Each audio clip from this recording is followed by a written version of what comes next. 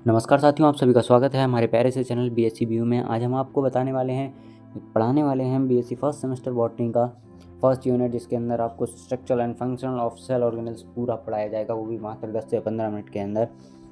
और आपको अगर पता नहीं है तो हम आपको बता दे रहे हैं, आज हमारे सफलता बैच शुरू होने जा रहा है इसी वीडियो के साथ, जिसके अंदर हम आपको बीएससी बॉटनी और बीएससी की जूलॉजी कम्प्लीटली हर चैप्टर सीरीज़ वाइज चलने वाला है। आपका हर चैप्टर 10 से 15 मिनट में आपका कंप्लीट हो जाएगा, जिसके अंदर आपको केवल मोस्ट इम्पॉर्टेंट ही नहीं, आपको कंप्लीट चैप्टर पढ़ाया जाने वाला है, वो भी रिवीजन नोट्स के साथ। तो साथियों, इस सीरीज़ को हमारी फॉलो कीजिए।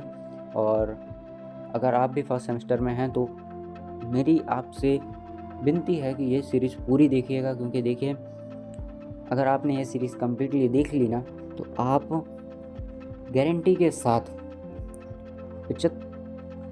50 नंबर आपके कंफर्म आएंगे। 50 नंबर अगर जो मैं लिखवाता हूँ, कम से कम मात्र देखने से आपके 50 नंबर आएंगे। और अगर आप कंप्लीट फुल में से फुल भी ला सकते हैं साथियों, फुल में से फुल नंबर भी आप ला सकते हैं। तो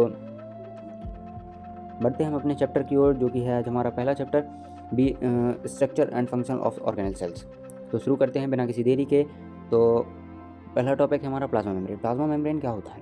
प्लाज्मा मेम्ब्रेन की सबसे पहले डेफिनेशन पढ़ते हैं। प्लाज्मा मेम्ब्रेन एक पतली और लचीली झिल्ली फ्लेक्सिबल लेयर होती है जो कोशिकाओं सेल से घिरी होती है,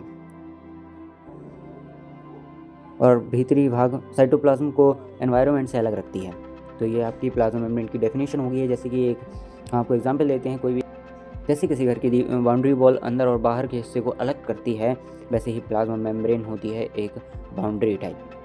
आगे बढ़ते हैं। प्लाज्मा मेम्ब्रेन का ये स्ट्रक्चर है। आप प्लाज्मा मेम्ब्रेन का ये डायग्राम है, तो आप इसको अच्छे से रट लीजिए, बहुत ज़्यादा इंपॉर्टेंट है। अगर ये क्वेश्चन आया तो आपको ये बनाना पड़ेगा। आगे बढ़ते हैं। Chemical structure of plasma membrane पर आते हैं। केमिकल स्ट्रक्चर्स में मुख्य रूप से 3 चीज़ें होती हैं इसके अंदर: लिपिड्स, प्रोटीन, कार्बोहाइड्रेट। लिपिड्स के अंदर आता है मुख्य रूप से फॉस्फोलिपिड्स, कोलेस्ट्रॉल, ग्लाइकोलिपिड्स पाए जाते हैं। ये 2 परतों बाइलेयर में व्यवस्थित होते हैं, इसे फॉस्फोलिपिड बाइलेयर कहा जाता है, और इसकी ये ट्रिक है, आप पढ़ लीजिएगा। आगे बढ़ते हैं।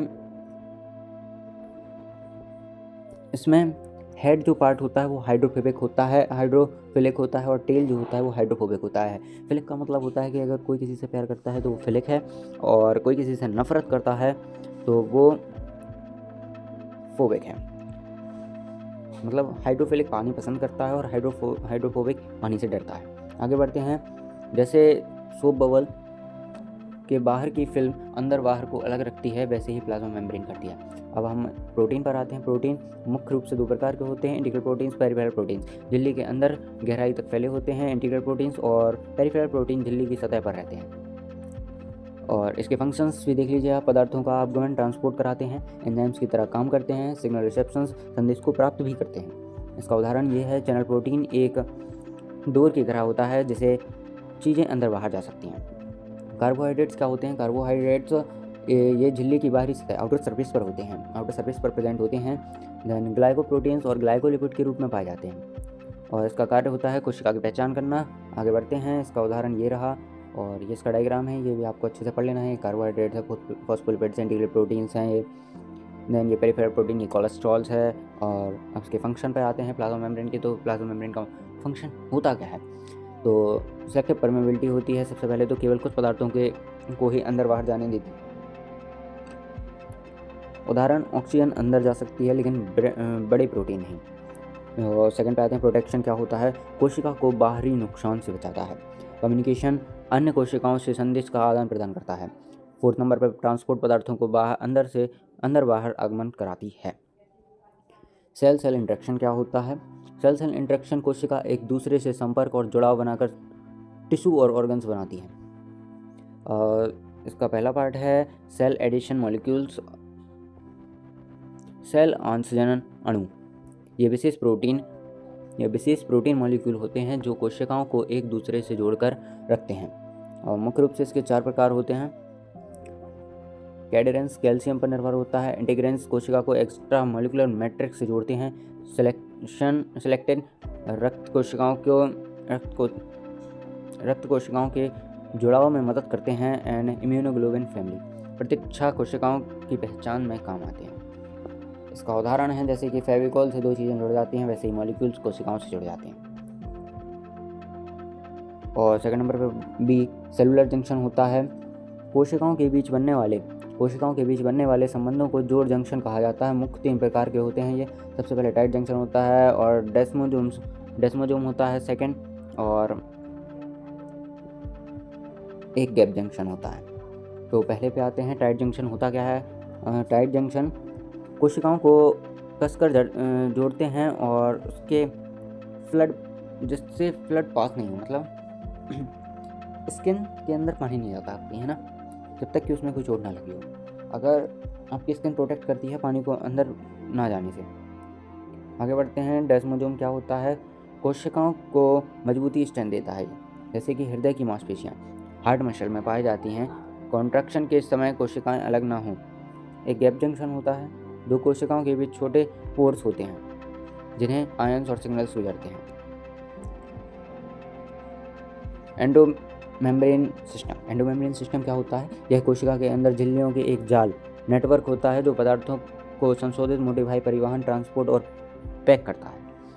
इसके मुख्य रूप से 5 प्रकार होते हैं। मेन पार्ट्स देख लीजिए इसके। Endoplasmic reticulum, Golgi apparatus, lysosomes, vesicles, nuclear envelope. अब आते हैं इसके डायग्राम पर। तो एंडोमेम्ब्रेनिक सिस्टम का ये पूरा डायग्राम है, आपको पढ़ लेना है, ये बहुत ज़्यादा इंपॉर्टेंट है, रट के ले जाइएगा। जितने डायग्राम बता रहा हूँ वो बहुत ज़्यादा इंपॉर्टेंट है। इसमें आता है सबसे पहले प्रोटीन टारगेटिंग एंड सॉर्टिंग। जब प्रोटीन बनता है, आमतौर पर रफ एंडोप्लाज्मिक रेटिकुलम में बनता है प्रोटीन, तो कोशिकाएं तय करती हैं कि उसे कहाँ भेजना है, जैसे कि न्यूक्लियस, माइटोकॉन्ड्रिया या आउटसाइड द सेल कहाँ पर भेजना है वो उसकी कोशिकाएं ही तय करती हैं। देन अब आते हैं इनके स्टेप्स पर कैसे होता है। तो प्रोटीन का निर्माण एंडोप्लाज्मिक रेटिकुलम में होता है, रफ एंडोप्लाज्मिक रेटिकुलम में होता है, और सेकंड परिवहन गोल्गी अपार्टस तक, और थर्ड सॉर्टिंग देन वेसिकल्स के माध्यम से ही स्थान तक भेजना।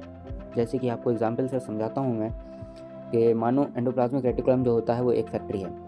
ये एक फैक्ट्री है, इसके अंदर से आपको एक गोल्गी तंत्र, वो एक पैकेटिंग सेंटर है, और यहाँ पर एक डिलीवरी बॉय है। ये फैक्ट्री एंडोप्लाज्मिक रेटिकुलम है और ये गोल्गी अपार्टस है जो कि है पैकिंग सेंटर से डिलीवरी बॉय यानी कि वेसिकल्स डिलीवरी बॉय बनकर आपको जहाँ पर वो चीज़ें पहुँचानी हैं वो पहुँचाता है। अब आते हैं एंडोसाइटोसिस पर। जब कोशिकाएं बाहर से पदार्थों को अंदर लेती हैं तो उसे एंडोसाइटोसिस कहते हैं। इसके मुख्य रूप से 2 प्रकार होते हैं, फेगोसाइटोसिस, पैनोसाइटोसिस।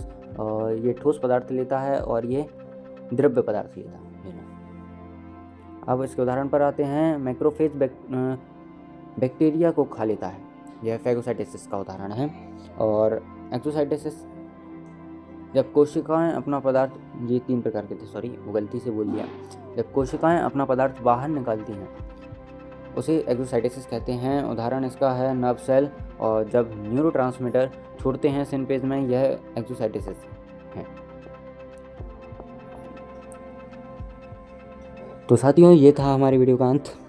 अब हम मिलते हैं अपने अगली वीडियो में, तब तक के लिए आप चैनल को सब्सक्राइब कर लीजिए, वीडियो को लाइक कर दीजिए और अपने दोस्तों को शेयर कर दीजिए ताकि वो भी कुछ पढ़ लें। और अगर आपको ये सीरीज़ पसंद आए तो साथियों बहुत सारा प्यार दीजिएगा, जिससे मैं केमिस्ट्री की भी एक सीरीज़ ऐसी ही लाऊँ, सफलता बैच, जिसके अंदर हम 10 से 15 मिनट के अंदर आपको जितना हो सकेगा 10 से 15 मिनट या फिर 20 मिनट तक केमिस्ट्री के लेक्चर कंप्लीट करके दूंगा। मैं आपको फिर कब 1 शॉट देने वाला हूँ, तो बहुत सारा प्यार दीजिए साथियों। तब तक के लिए जय हिंद।